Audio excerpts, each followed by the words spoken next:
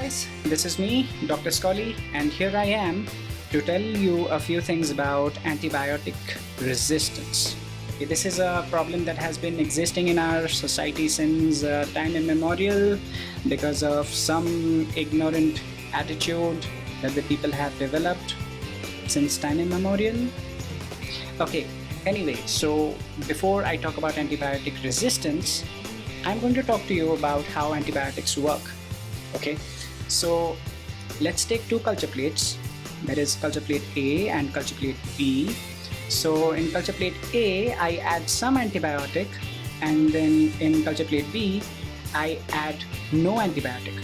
Okay, so I let bacteria grow in both of these culture plates. So what happens in culture plate A is that the bacteria is not able to grow because there is some antibiotic added to the culture plate.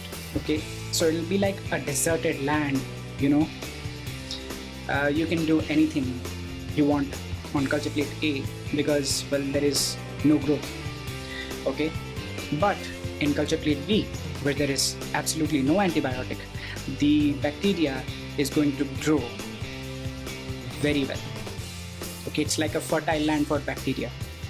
So it's going to grow in a very rampant way. It's going to form huge colonies, huge cities, huge houses, huge offices, and huge hotels.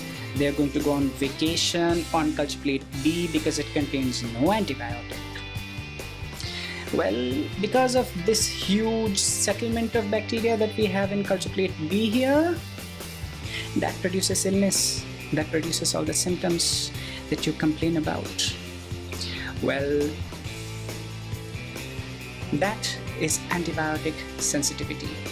Bacteria does not grow on the culture plate that has the antibiotic, but the bacteria grows pretty well on the culture plate that contains no antibiotic.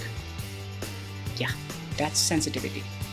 But here comes the question of resistance. How does this thing develop? How does resistance develop? Well, let's consider an antibiotic, let's say azithromycin, 500 milligrams.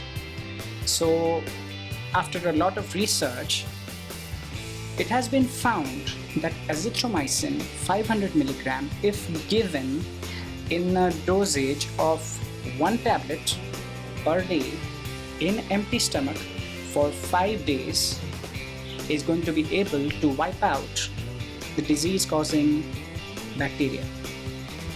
Okay, so after a lot of research, this has been opined by a lot of scientists. So you go to a doctor and the doctor prescribes you azithromycin 500 milligrams in this particular dose for 5 days. What happens is, let's say you start feeling better after taking azithromycin for 2 days, and you're like, yeah, now I'm feeling better, so I guess I can stop taking the antibiotics. Well, here's where you go wrong. You should not stop taking the antibiotics. You have to complete the regimen of 5 full days, because that's the dose to kill all the bacteria. Okay, what happens is that if you take the antibiotics for less than the number of days that has been prescribed, well, not all the bacteria are dead. And there goes a saying in English which goes something like, if something does not kill you, it makes you stronger. Well, the bacteria grow stronger because the remnant bacteria, the ones that are dead, okay? The ones that are still living because of the incomplete dose of the antibiotic, the ones that are living, well, they start mutating, you know? They start mutating and they start developing resistance against that 500 milligram dose of azithromycin that was prescribed to you. So what happens is that that same 500 milligram dose of azithromycin for 5 days, 1 tablet per day in empty stomach, well, that isn't going to work anymore because the bacteria has developed resistance against that dose. Okay, so resistance is basically something You can see, you can put it in a loose way that something that was enough to kill a bacteria is now not so good for killing that bacteria, because the bacteria which did not die has become stronger and has developed enough immunity to cancel out the effects of the antibiotic, the regular dose of antibiotic. Okay, so well, what are the disadvantages of antibiotic resistance, if you ask me? Well, for the patient party, yes, there's a lot of disadvantage. Even for the doctor party, there is a lot of disadvantage, because, well, it's a headache for us. Let's consider on the doctor party first. So what happens is that if you develop antibiotic resistance, then it's basically our headache to find out that which antibiotic now can kill the bacteria.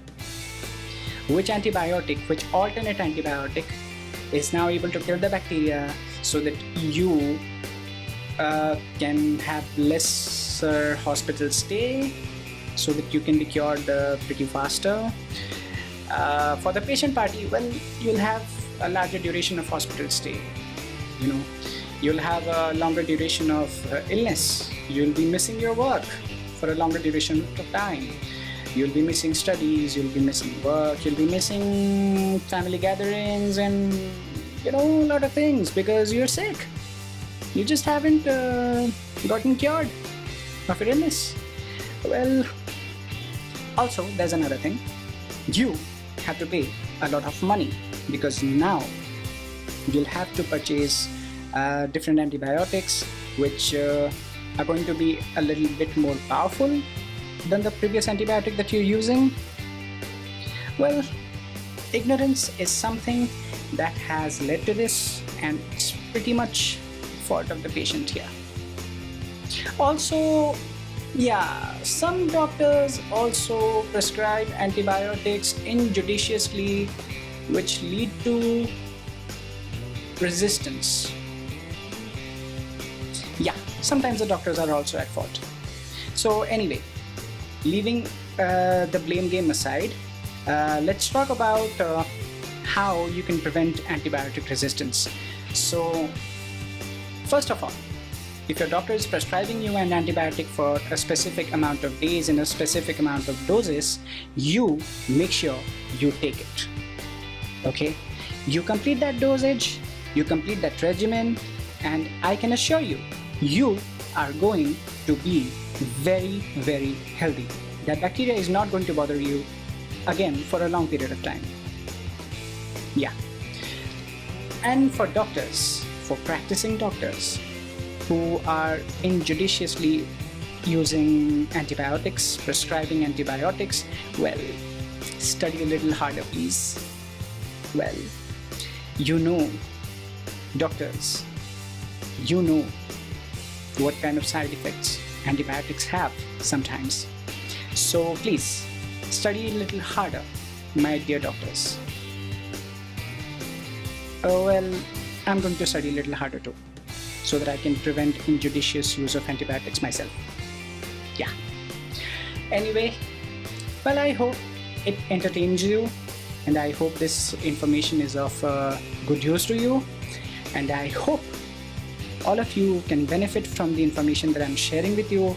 If you have any doubts regarding anything, then please feel free to comment on the comment section down below. And well, thank you.